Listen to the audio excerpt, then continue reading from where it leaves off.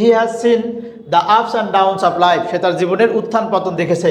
যদি বলি আমরা এখানে পার্টস অফ স্পিচ, তো স্যার এখানে দাগানো নেই, আমরা কিন্তু এই বাক্যের প্রত্যেকটি ওয়ার্ডটাই পার্টস অফ স্পিচের দিক থেকে বিশ্লেষণ করব। তোমাদের একটু মনোযোগ থাকতে হবে। দেখি আমরা প্রথমত হি দেয়া আছে, দেখো হি পার্টস অফ স্পিচ গত দিক থেকে কোন পার্টস অফ স্পিচ, দেখো অবস্থানগত কারণে হি বসেছে সাবজেক্টের জায়গায়, সাবজেক্টের জায়গায় যে বসবে হয় তাকে আমরা বলবো নাউন, না হলে তাকে আমরা কি বলবো, প্রোনাউন বলবো। এটা কিন্তু কোনো নাম নয়, নামের পরিবর্তে বসেছে, এই জন্য এটা কি হচ্ছে আমাদের প্রোনাউন হবে। এখন কথা হচ্ছে হ্যাজ সিন কি, দেখো আমরা যদি বলি হ্যাজ এবং সিনকে ভাগ করি, তাহলে হ্যাজ একটা ভার্ব, সিন একটা ভার্ব, দুইটাকে মিলেই আমরা বলে থাকি ভার্ব ফ্রেজ বলে থাকি।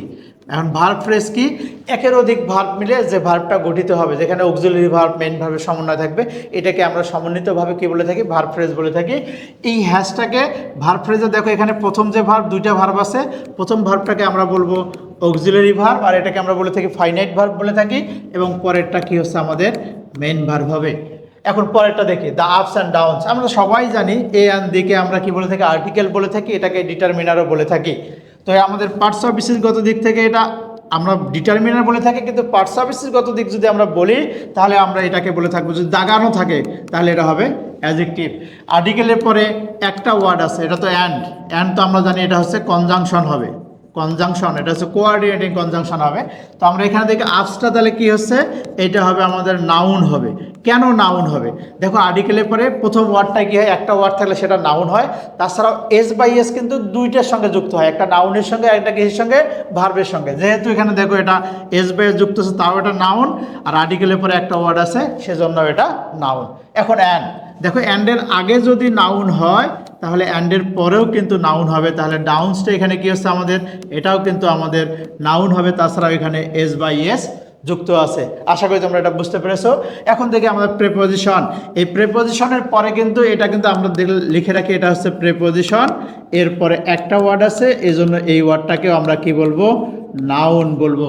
একদম সহজ ভাষায়, এটা সাবজেক্টের জায়গায় বসেছে তাই এটা হচ্ছে প্রোনাউন, নামের পরিবর্তে বসেছে। আমরা হি সবাই জানি এটা প্রোনাউন। দুইটা ভার্ব আছে এখানে দেখো, প্রথম ভার্বটাকে আমরা অক্সিলারি ভার্ব, দ্বিতীয় ভার্বটাকে আমরা বলবো হচ্ছে মেইন ভার্ব। এখানে এটাকে আমরা অক্সিলারি ভার্বটাকে আমরা কি বলবো, ফাইনাইট ভার্ব বলবো।